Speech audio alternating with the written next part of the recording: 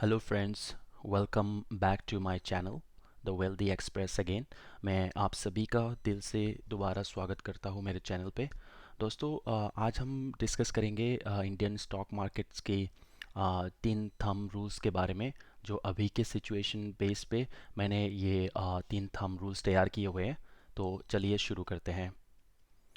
तो rule number one है दोस्तों, आपको कोई भी कदम उठाने से पहले आपको क्या करना चाहिए, क्या नहीं करना चाहिए, ये सब चीज़ें पे ऊपर हम डिस्कस करेंगे।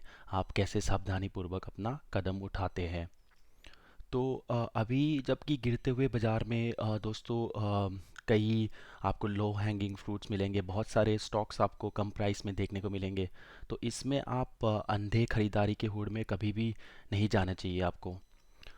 दूसरे नंबर पे दोस्तों, मैं आपको बताना चाहूँगा, आप कोई भी स्टॉक्स को इन्वेस्ट करने से पहले आप अपने सेविंग्स को ज़रूर एनालाइज कर लीजिए। आप अपने पॉकेट में कितना है आपके पास, इन सब के ऊपर आपकी पहले एनालिसिस करनी चाहिए। उसके बाद आपको इन्वेस्टमेंट के ऊपर आपको सोचना चाहिए। जो तीसरा रूल है दोस्तों, इसमें ये है कि आप इससे भी महत्वपूर्ण बात ये है कि आपको अपनी धैर्य की लंबी अवधि के निवेशक के रूप में आपको तैयार करना चाहिए अपने आप को। और आपको ये सुनिश्चित करना चाहिए, अगर आप कोई स्टॉक्स पे निवेश करते हैं तो इसका आपको टारगेट एक उचित स्तर का टारगेट रखना चाहिए। ऐसा कभी भी मत लेके चलना कि ये टारगेट जो मैंने दिया हुआ है, ये आप उसका लेवल कहीं और एक आप एक्सपेक्ट कर रहे हो, जबकि इसका टारगेट जो है वो कहीं और है।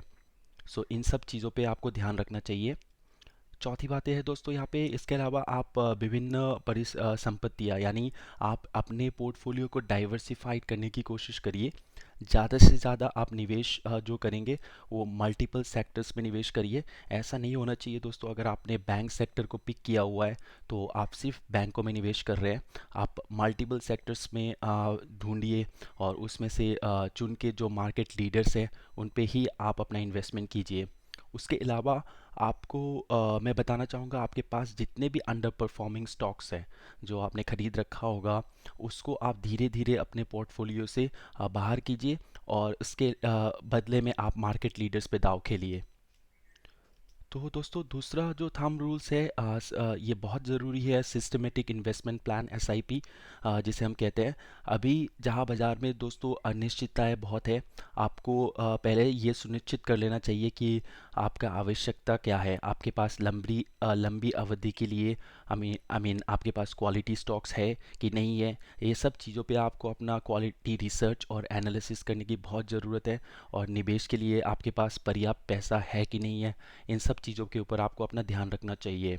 उसके अलावा दोस्तों, यदि आपके पास पर्याप्त पैसा है तो आप म्यूचुअल फंड से आप स्टार्ट कर सकते हैं। म्यूचुअल फंड से व्यवस्थित निवेश की योजनाओं में आप एसआईपी का भी विकल्प एक चुन सकते हैं।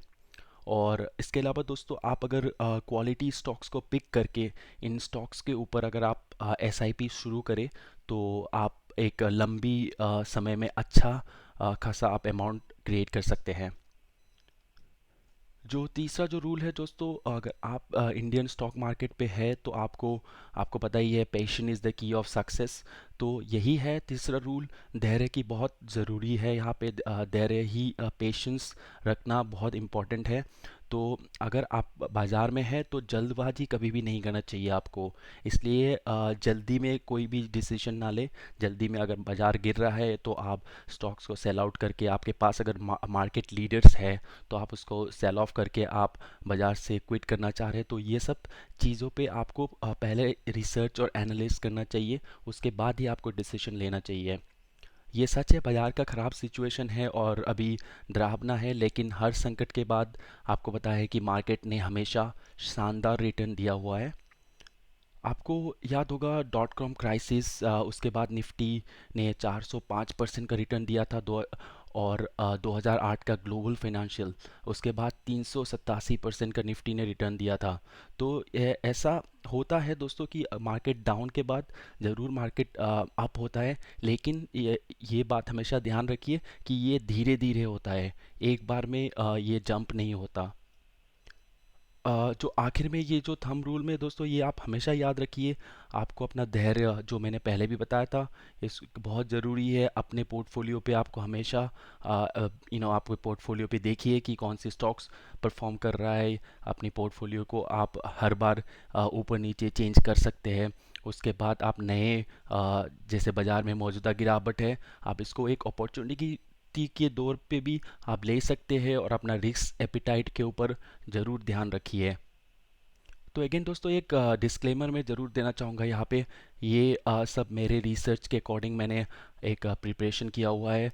तो आप इसमें इस रिसर्च को एक एनालिसिस करके, अगर आप कोई भी स्टॉक्स बाइंग या सेलिंग करना चाहते हैं, तो अपना खुद का एक रिसर्च कीजिए, या फिर फाइनेंशियल एडवाइज़र से सलाह करके आप एक डिसीजन ले सकते हैं।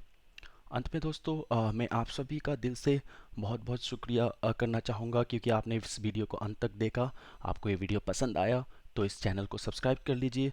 तो चलिए दोस्तों, मिलते हैं अगले वीडियो पे। जय हिंद।